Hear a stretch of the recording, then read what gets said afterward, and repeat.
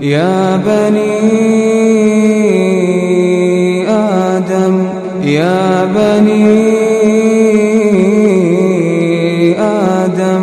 لا يفتننكم الشيطان كما أخرج أبويكم من الجنة ينزع عنهما لباسهما ليريهما سوآتهما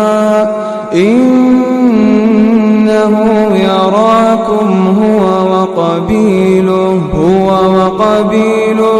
من حيث لا ترونهم